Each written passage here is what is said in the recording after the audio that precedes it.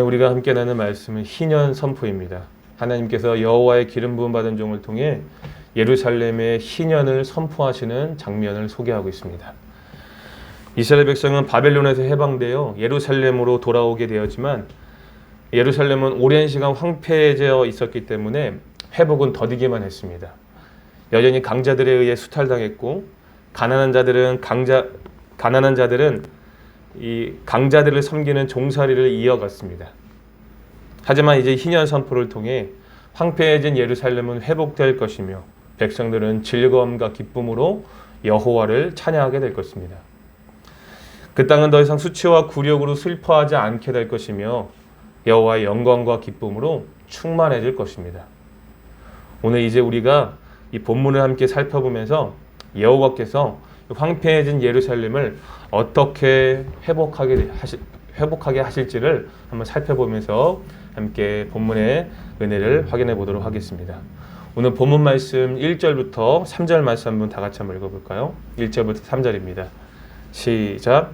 주 여호와의 영이 내게 내리셨으니 이는 여호와께서 내게 기름을 부으사 가난한 자에게 아름다운 소식을 전하게 하려 하심이라.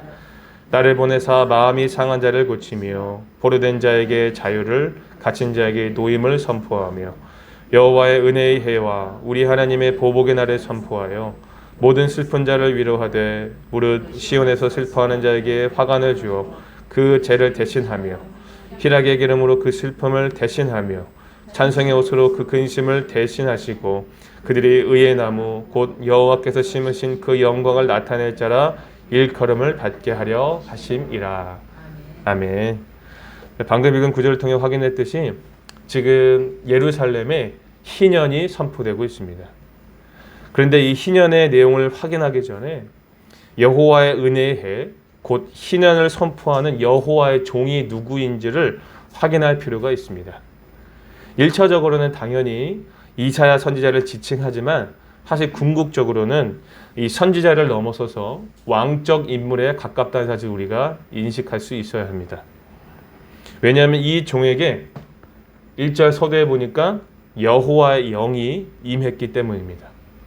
영이 임했다라는 표현은 왕정시대 전반기에 활동한 예언자들, 특히 엘리야와 엘리사에게는 언급되고 있지만 아모스 이후의 정경 예언자들에게는 아주 드물게 나타나고 있습니다. 에스겔서에서는 2번, 호세아에서는 1번, 미가에서는 1번, 그것이 전부입니다. 그렇다면 언제 이 표현이 자주 등장했느냐? 이스라엘의 초기 역사에서 여호와의 영은 주로 사사들과 왕들에게 주어졌습니다. 영이 임한다는 것은 기름 부음을 받았다는 표현으로도 사용하는데 이것은 제사장의 서임식이나 왕의 되관식에서 자주 사용되었습니다. 특별하게 본문 1절처럼 영이 임했다라는 표현과 기름 부음을 받았다는 표현이 함께 나타나는 경우도 있었는데 이것은 사무엘 선지자가 다윗을 왕으로 세울 때의 경우밖에는 없어요. 물론 선지자도 기름 부음을 받았지만 선지자가 기름 부음 받은 경우는 엘리야가 엘리사를 세울 때 외에는 더 이상 기록되어 있지 않습니다. 그래서 이러한 정보들을 취합하여서 본문에 기록된 여호와의 영이 임한 여호와의 종은 1차적으로는 이 이사야 선지자를 지칭하지만 궁극적으로는 이 선지자를 넘어선 왕적 인물에 가깝다고 생각하는 것이 바른 이해가 될 것이라고 생각됩니다. 본문에 기록된 여호와의 종이 왕적 인물이라는 또 다른 이유는 잠시 후에 확인하시겠지만 여호와의 종의 중심 사역 중에 포로된 자를 도와주는 역할이 나오고 있죠. 그렇죠? 갇힌 자에게 해방을 선포하는 사면권은 오직 왕의 고유 권한이었습니다. 그러므로 이 희년을 선포하여서 예루살렘을 회복할 여호와의 종은 선지자를 넘어서서 왕적 인물이라는 것을 확인할 수 있습니다. 그렇다면 이 희년 선포를 통하여서 예루살렘을 회복시킬 사람이 누구인지 여호와께서 명령하신 이 사역들을 우리가 살펴보면서 구체적으로 이 사람이 누구인지 확인해 보도록 하겠습니다. 우리 1절 말씀을 다시 한번 보시면 여호와께 기름 부음 받은 여호와의 종은 자기의 사명을 총 5가지로 소개를 하고 있습니다. 5가지. 첫 번째로 가난한 자에게 아름다운 소식을 전하는 사명입니다. 출애굽기 22장과 신명기 24장의 말씀을 보시면 율법은 가난한 자의 권리를 보장해 주라고 명령하고 있습니다. 하지만 현실에서 이들의 법적 권리는 쉽게 짓밟혀지고 있었습니다. 아주 오래전부터 강자에 의한 약자의 수탈은 선지자들의 핵심 고발 가운데 하나라고 말할 수 있을 것입니다. 그러므로 아름다운 소식은 약자들을 위로하는 메시지라기보다는 그들을 가난의 굴레에서 해방시키는 실제적인 구원 메시지로 이해하는 것이 좋을 듯합니다. 가난한 자에게 가난의 굴레에서 해방된다는 소식만큼 좋은 것이 어디 있겠습니까? 그래서 이 구원 메시지, 곧 복된 소식, 복음이라고 이야기할 수 있겠습니다. 또한 종의 사명 두 번째는요, 마음이 상한 자를 고치는 것입니다. 마음이 상한 자는 여러 가지 이유로 삶에 시달리고 마음에 상처받은 자들을 지칭합니다. 사회적 약자들은 경제적 어려움뿐만 아니라 힘이 없었기 때문에 정치적, 사회적으로도 불이익을 당하며 살았습니다. 그러나 이제 이 여호와의 종이 선포하는 아름다운 소식을 통해 마음이 상한 자가 고침을 받게 된다는 거예요. 이제 종의 세 번째 사명을 볼게요. 종의 세 번째 사명은 포로된 자에게 자유를, 갇힌 자에게 노임을 선포하는 것입니다. 여기 자유라는 단어는 히브리어로 더로르라는 단어가 사용되었는데 이것은 안식년의 종의 해방을 가리키는 전문 용어입니다. 다시 말해 빚 때문에 종살이하던 이스라엘 사람의 자유를 되찾아주는 그 안식년을 선포하고 있는 것입니다. 그러므로 포로된 자와 갇힌 자는 1차적으로는 어떤 사람들 지칭하겠습니까? 경제적인 어려움을 갖고 있는 사람들, 특히 빚을 갚지 못해서 경작지를 빼앗기고 종이나 소장농 또는 일용직 노동자로 살아가는 자들을 가리킵니다. 바로 이러한 사람들에게 완전한 자유, 이 안식년을 선포하고 있는 것이죠. 종의 사명 네 번째는 여호와의 은혜의 해와 우리 하나님의 보복의 날을 선포하는 것입니다. 이것은 내용상으로는 세 번째 사명과 직접적으로 이어지고 있는데요. 먼저 여호와의 은혜의 해라는 말은 이스라엘의 절기 중에 레위기 25장에 기록되어져 있는 희년을 염두에 둔 표현이라고 생각되어집니다. 율법에 따르면 7년마다는 안식년, 그리고 50년마다는 희년이 되는데 이때는 땅의 회복과 종들의 해방이 이루어지는 은혜의 해가 선포가 되어집니다. 땅도 쉬게 하고 종들도 해방하게 한다는 것입니다. 아주 좋은 제도이지요. 하지만 안식년과 희년을 통해 종들이 자유를 얻었어도 여전히 가난하고 빚생활을 하는 약자들에게는 다시 종살이를 하게 되는 악순환이 반복될 수 있습니다. 그런데 본문에서 선포되는 여호와의 은혜의 해는 이 희년이라는 제도가 완전하게 실현될 것을 의미해요. 또한 하나님의 보복의 날은 하나님의 정의가 불의를 심판하는 날로서 하나님의 정의가 가난하고 마음이 상한 자에게는 은혜와 구원을 나타나지만 부당하게 약자를 착취하는 강자에게는 보복과 심판으로 나타나게 될 것이다 라고 이야기하고 있습니다. 마지막으로 종의 사명 다섯 번째는 모든 슬픈 자, 곧 시온에서 슬퍼하는 자를 위로하는 것입니다.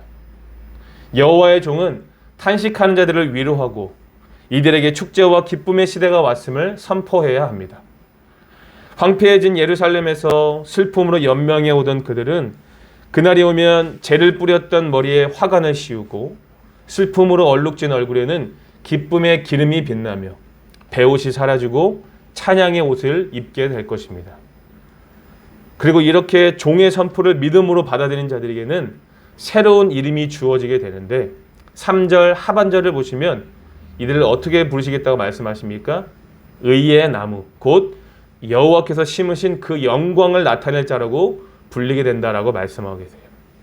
다시 말해 이스라엘 백성은 더 이상 베어져 소망 없는 나무가 아니라 하나님이 손수 다시 심으신 의의 나무가 되어서 생명과 자유를 누리며 하나님의 영광을 나타낼 자로 살아가게 하신다는 것입니다.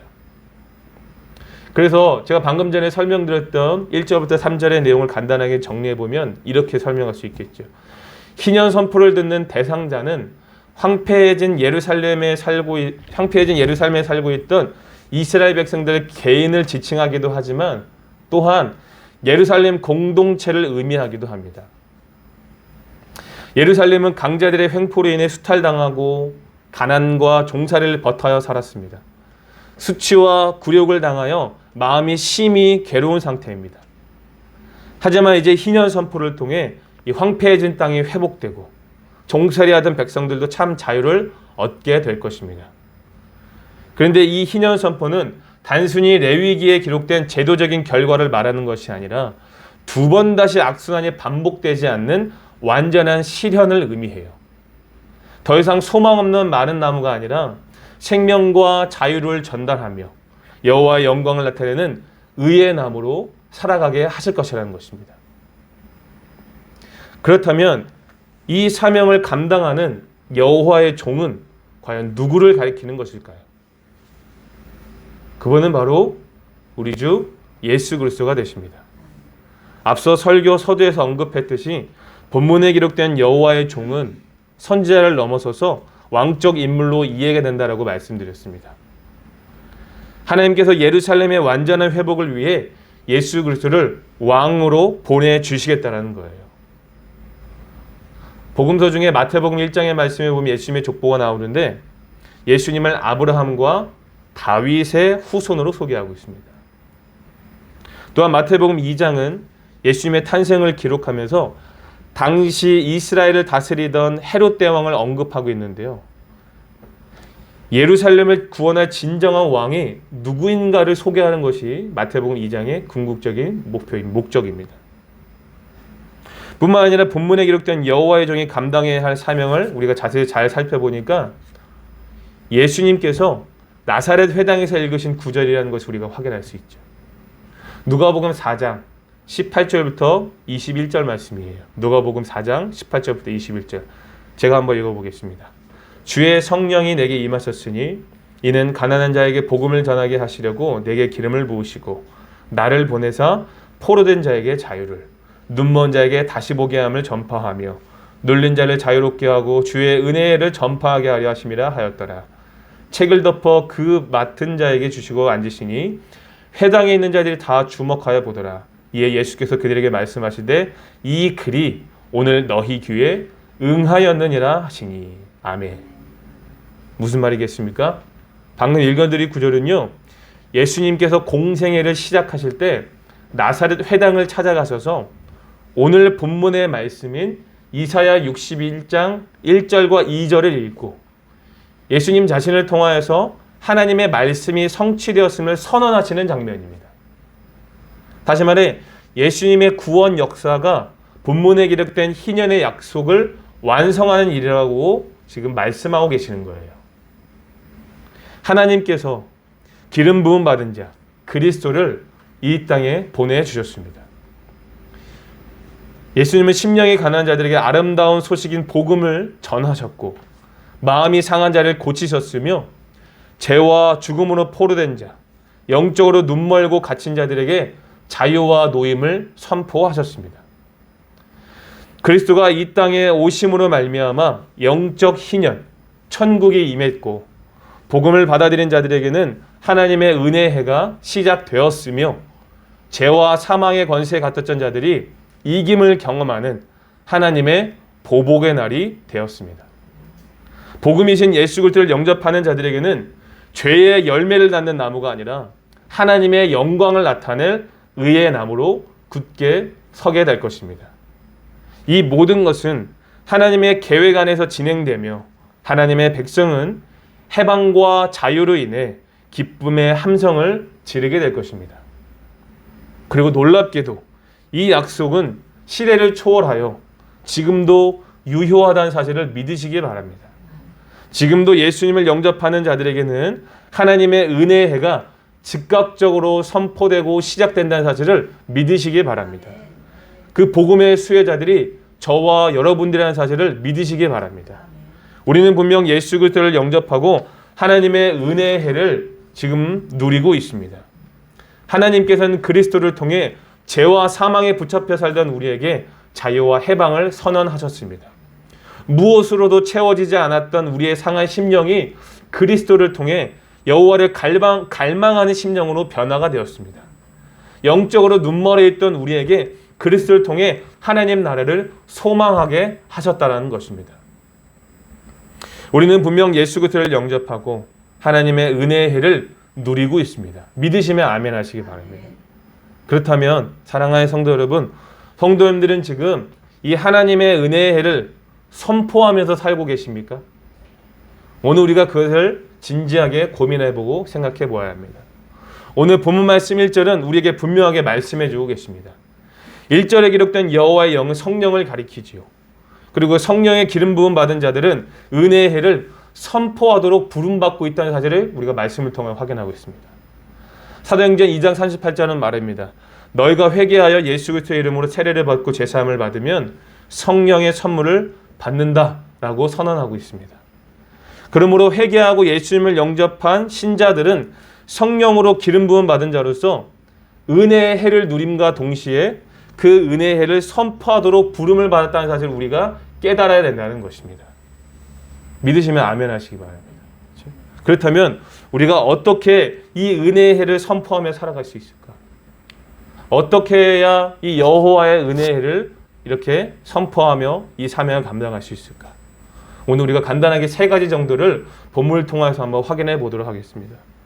먼저 첫 번째로 이 여호와의 은혜의 해를 선포하며 살기 위해서는 언약 백성으로 살기에 힘써야 합니다. 첫 번째 뭐라고요? 언약 백성으로 살기에 힘써야 합니다. 언약 백성으로 산다라는 것은 하나님의 율례와 법도에 순종하는 것을 의미합니다. 우리 본문 말씀 4절을 한번 읽어볼까요? 4절입니다. 시작. 그들은 오래 황폐하였던 것을 다시 쌓을 것이며 옛부터 무너진 것을 다시 일으킬 것이며 황폐한 성읍 곧 대대로 무너져 있던 것들을 중수할 것이며. 아멘.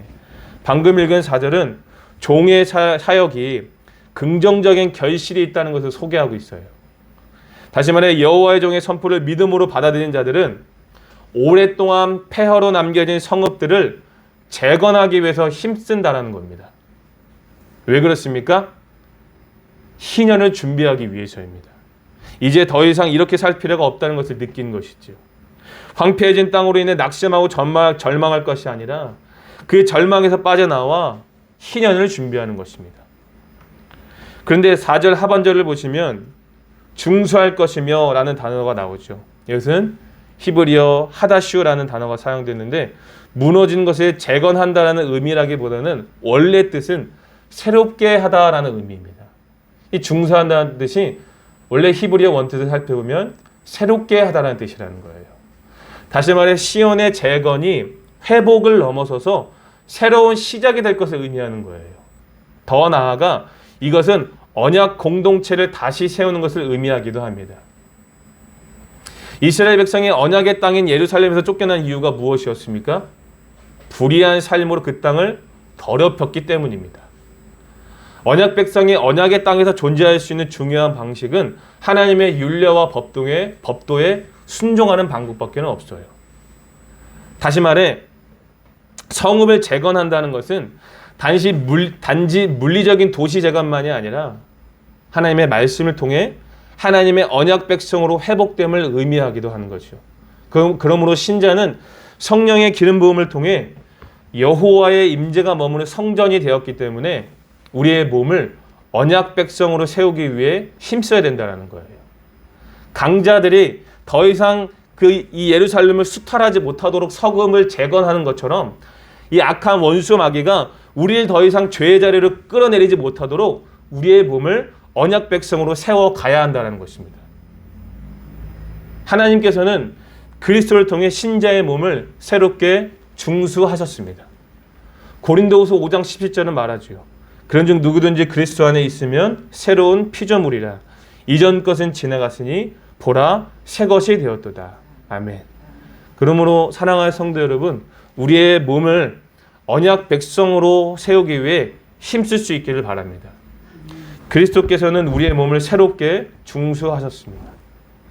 그리스도를 통하여 여호와의 은혜의 해를 누리는 사람은 언약 백성으로 살기에 힘써야 된다는 거예요. 이것은 우리가 누리는 자유와 해방이 방종이 아니라 그리스도 안에서 그분의 통치를 받는 자유가 진정한 자유임을 알고 있기 때문입니다. 우리가 언약 백성으로 살아감으로써 죄와 사망에 묶여 있는 자들에게 여호와의 은혜로 말미암는 자유가 방종이 아님을 알게 하는 것입니다. 하나님의 율례와 법도에 순종하여 우리가 언약 백성으로 살아갈 때 비로소 우리는 삶으로 여호와의 은혜의 해를 선포할 수 있는 것입니다. 부디 하나님의 율례와 법도에 순종하셔서 여호와의 은혜의 해를 삶으로 선포할 수 있기를 예수님의 이름으로 축복합니다. 이제 두 번째로 어떻게 하면 여호와의 은혜의 해를 선포하며 살아갈 수 있을까? 두 번째는 바로 제사장의 역할을 감당하는 것입니다. 6절 말씀 한번 읽어볼까요? 6절입니다. 시작. 오직 너희는 여호와의 제사장이라 일컬음을 받을 것이라. 사람들이 너희를 우리 하나님의 봉사자라 할 것이며 너희가 이방 나라들의 재물을 먹으며 그들의 영광을 얻어 자랑할 것이니라. 아멘. 방금 읽은 구절은 여호와의 종의 선포를 믿음으로 받아들인 자들에게는 여호와의 언약 백성의 특권을 누리고 존귀하게 된다라는 말씀으로 이해할 수 있습니다. 하나님의 봉사자라는 말은요, 여호와의 제사장과 동의어예요. 제사장들이 일반인이 성전에 바치는 11조와 예물을 자신의 몫으로 받는 것처럼 예루살렘에 구원받은 자들은요, 여호와의 제사장이 되어서 모든 민족으로부터 제물을 받아 향유하게 될 것이다 라는 말씀입니다. 이어지는 7절 말씀을 보시면 예루살렘 공동체는 그들의 땅에서 갑절의 목과 영원한 기쁨이 약속으로 주어지게 된다라고 약속하고 계세요. 고난을 이기는 욥에게 갑절의 보상이 축복으로 주어지는 것처럼 죄와 슬픔으로 살았던 그들이 이전에 소유한 것보다 갑절이나 많은 풍요를 누리게 된다라고 지금 약속하고 계시는 거예요. 다시 말해 예루살렘 공동체는 제사장의 지위가 주어지는 반면에 이방 민족들은 그들을 부양할 의무가 주어지는 것입니다. 하나님께서 그렇게 만드시겠다라고 지금 약속하고 계시는 거예요. 그렇지만 그와 동시에 예루살렘 공동체는 이 선포를 듣고 어떤 특권의식에 사로잡히는 것이 아니라 사명이 주어졌음을 인식해야 했습니다. 제사장이 받게 되는 특권은 그것을 남용하라고 주신 것이 아니라 제사장이라는 사명에 집중하고 그 역할을 잘 감당하게 하기 위해서 주신 특권입니다. 제사장의 역할이 무엇입니까? 하나님과 죄 많은 인간의 사이를 중재하는 역할입니다. 그들의 어떠함을 통해 이방 민족들에게 하나님의 살아계심을 보여주어야 한다는 거예요. 그들은 하나님과 이방인의 중재적 존재가 되어서 모든 이방인에게도 생명과 자유를 전달하는 존재가 되어야 된다는 것입니다. 더 이상 누군가의 지배를 받으며 죽음 아래에서 조롱받는 존재가 아니라 오히려 핍박받는 이들을 해방시키고 생명의 길로 인도하는 제사장 나라로 살아가야 한다는 것입니다. 그리고 이것은 오늘 우리도 마찬가지입니다. 베드로전서 2장 9절에서 사도 베드로는 그리스도로 말미암아 신자가 된 자들에게 이렇게 이야기하죠.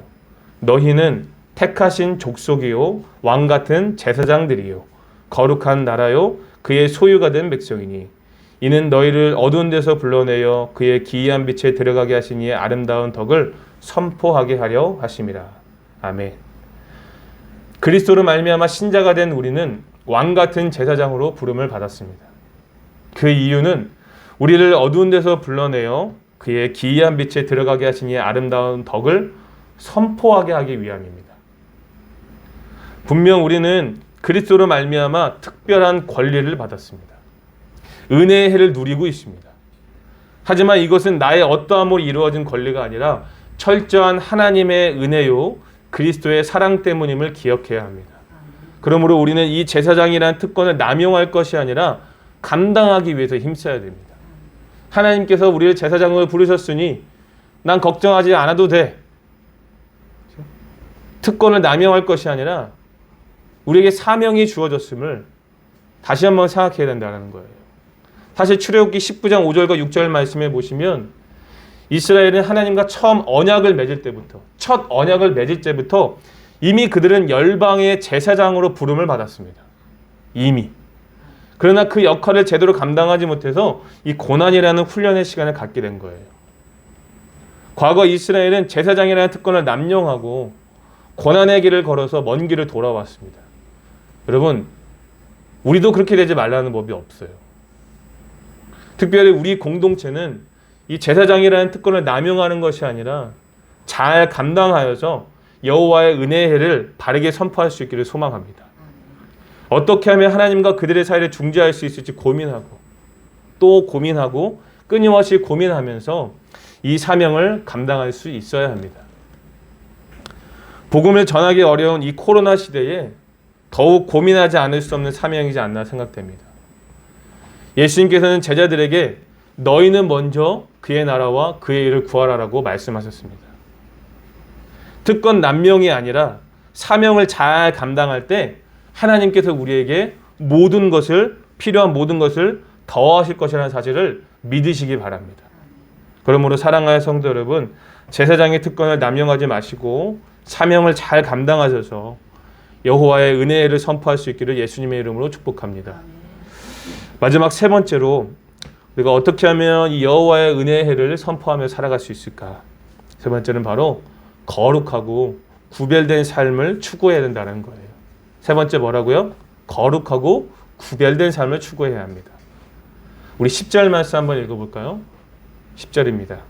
시작. 내가 여호와로 말미암아 크게 기뻐하며 내 영혼이 나의 하나님으로 말미암아 즐거워하리니 이는 그가 구원의 옷을 내게 입히시며 공의의 겉옷을 내게 더하심이 신랑이 사물을 쓰며 신부가 자기 보석으로 단장함 같게 하셨음이라. 아멘. 하나님께서는 예루살렘 공동체를 구원과 공의의 옷을 입혀 마치 신랑과 신부 같게 하셨다고 말씀하십니다. 이사야 1장 21절의 말씀에 보시면 이스라엘 백성은 마치 창기처럼 더럽혀졌다고 표현하고 있습니다. 그렇게 창기처럼 망가져서 포로가 되었던 그들이 이제는 이 희년 선포를 통해 어떻게 된다는 겁니까? 신랑 신부처럼 그 신분이 영화롭게 회복되어지고 새롭게 된다는 거예요. 그런데 이 회복은 그들의 어떠함으로 이루어진 것이 아니라 전적인 여호와의 은혜임을 기억해야 하죠. 여호와께서 이스라엘 백성들에게 공의의 겉옷을 입히심으로 그들을 신랑과 신부 같게 하셨습니다. 마찬가지로 신자들은 예수 그리스도의 옷을 입어서 여호와의 신부가 되었습니다. 존재적으로는 여전히 부족하지만 하나님께서 의롭다라고 불러주시는 거예요. 그러므로 더 이상 창기와 같은 방탕한 삶을 살아서는 안 된다는 것입니다. 레위기의 말씀을 보면 하나님께서 이스라엘 백성들에게 제사법을 가르치면서 계속해서 무엇을 강조하셨습니까? 거룩을 강조하셨습니다. 내가 거룩하니 너희도 거룩하라. 여러분, 거룩이란 말이 정결함, 깨끗함을 의미하기도 하지만 사실 레위기에서 말하고 있는 이 거룩은요, 여호와께 구별되다는 뜻이 더 강조되고 있습니다. 구별된 것으로 드린다는 거예요. 여러분, 특별과 구별은 분명하게 차이가 있습니다. 특별하다는 것은요, 같은 존재이지만 특별하게 취급하는 것입니다. 같은 존재를 특별하게 취급하는 거예요. 하지만 구별은 같지가 않습니다. 정체 자체가 달라요. 하나님께서 신자들을 그리스도 안에서 거룩하게 구별하셨다는 겁니다. 세상 사람들과 똑같이 살면서 특별 취급받는 게 아니라 정체가 달라서 정체대로 사니까 구별돼 보여야 된다는 거예요. 그러므로 그리스도로 말미암아 여호와의 신부가 된 우리는 구별된 삶을 살 수 있어야 합니다. 믿음으로 도전할 수 있어야 돼요. 세상이 보기에 뭔가 구별된 모습을 보여줄 수 있어야 된다는 겁니다. 특별함이 아니라 구별됨이 필요해요. 특권의식을 내려놓고 그들과는 뭔가 구별된 거룩을 보여줄 때 우리를 통해 여호와의 은혜의 해가 세상 가운데 선포될 것입니다. 사랑하는 성도 여러분, 부디 구별됨을 보여주셔서 세상으로 하여금 여호와의 은혜의 해를 선포할 수 있기를 예수님의 이름으로 축복합니다. 이제 말씀을 정리하겠습니다. 오늘 우리는 여호와의 종의 희년 선포를 통해 이스라엘의 놀라운 회복과 구원이 임한다는 사실을 확인했습니다. 그리고 이 희년 선포는 시대를 넘어서 오늘 우리에게도 유효하기 때문에 그리스도 안에서 여호와의 은혜를, 그 여호와의 은혜의 해를 이미 우리는 경험하며 살고 있습니다.